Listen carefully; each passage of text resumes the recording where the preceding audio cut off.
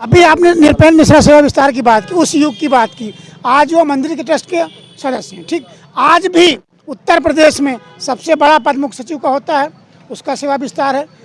लगभग काफ़ी समय से डीजीपी का पद कार्यवाहक हो रहा है। इस पर क्या करेंगे? देखिए, वही तो कहा ना कि ये भारतीय जनता पार्टी को अभी बड़ा दुर्भाग्य की बात है कि उत्तर प्रदेश जैसे सूबे में जो है कि इनको अस्थाई डीजीपी नहीं मिल रहा है। बार बार जो है मुख्य सचिव भाई इनके ये दुलारे जो रहते हैं इनको सेवा विस्तार देने का काम करते हैं। आपको मैं बता दूं कि 75 जो है विशेष सचिव ये दंडित पद माना जाता है, जो आईएएस के अधिकारी होते हैं। 25 यादव बिरादरी के हैं। पूरे उत्तर प्रदेश में 540 में जो है 33 जो है कि जिला आईएएस जो है यादव बिरादरी के हैं और 25 लोगों को जो है दंडित पद यानी कि विशेष सचिव बनाया गया है। 25 अदर ओबीसी को बनाया गया और 25 में 3 ब्राह्मण हैं, एक आध बनिया वर्ग के हैं और से सभी ओबीसी एससी माइनॉरिटी के लोग हैं।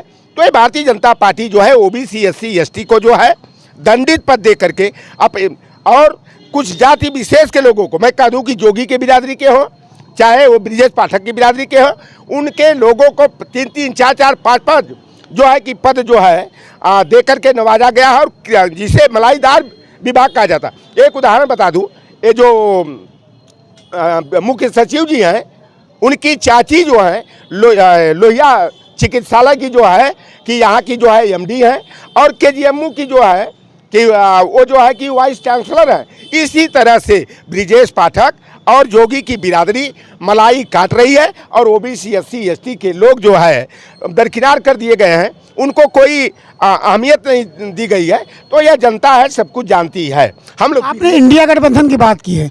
जिस समय इंडिया गठबंधन बना था कहीं ना कहीं सत्ता दल में कुछ संकट आया था, लेकिन फिर इंडिया गठबंधन कहीं ना कहीं तितर-बितर नजर आ रहा। जैसे अभी देखा, अभी झाड़ की घटना है, एक मुख्यमंत्री को ईडी गिरफ्तार करती है, ईडी जाके इस्तीफा दिलाती, फिर वापस घर लाती, लेकिन इंडिया गठबंधन जो कहीं एक नजर नहीं आता, उसके खिलाफ कहीं एक होता नजर आ रहा है। देखिए, बड़े दुर्भाग्यपूर्ण स्थिति है कि जो नीतीश कुमार जी, इनकी छवि तेजस्वी यादव के कामों से महान सामाजिक न्याय के योद्धा की बन गई थी, लेकिन हमको पता लगा है कि इनका कोई बेडरूम का एक video clip Bharatiya Janata party के लोगों ने नशा की हालत में बना लिया था और उसी को का पर्दाफाश करने का, उसी का प्रदर्शन करा करके इनको डराने का काम किया। और यह इंडिया गठबंधन की अगुवाई करने वाले थे, इन्होंने ही इंडिया गठबंधन को ईजाद किया था। लेकिन नीतीश कुमार जी जिस तरह से जिस भारतीय जनता पार्टी को गाली देते हुए कहते थे कि भाजपा के दरवाजे जाने से बेहतर है कि मौत को गले लगा लूँगा, जहर खा लूँगा। और यह नीतीश कुमार जी बताइए कि इतनी बढ़िया सरकार चल रही थी, पूरे देश में एक तरफ नौकरी देने में रिकॉर्ड कायम कर रही थी। उत्तर प्रदेश की सरकार 22 लाख दिया जलाने का और अक्षत बांटने का रिकॉर्ड कायम कर रही थी।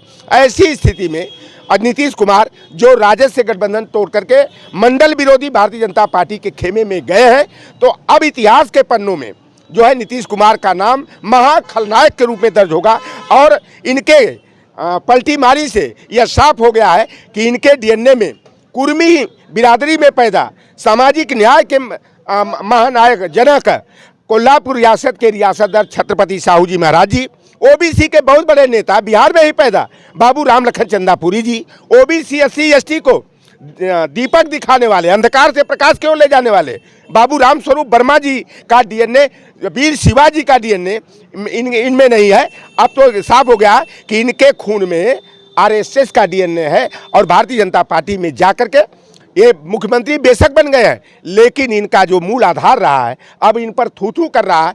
कुर्मी पटेल बिरादरी के लोग भी नीतीश के निर्णय पर उन्हें गाली दे रहे हैं और तेजस्वी यादव का कद आज की डेट में बहुत ऊंचाई पर जा चुका है। और निश्चित रूप से हम लोगों को विश्वास है कि सामाजिक न्याय के महान योद्धा लालू प्रसाद यादव जी के मार्गदर्शन में नीतीश कुमार वाम दलों को और साथ लेकर के जो है भारतीय जनता पार्टी और नीतीश कुमार को जो है करारा तमाचा मारने का और इंडिया गठबंधन की रफ्तार को तेज करने में सफल होंगे।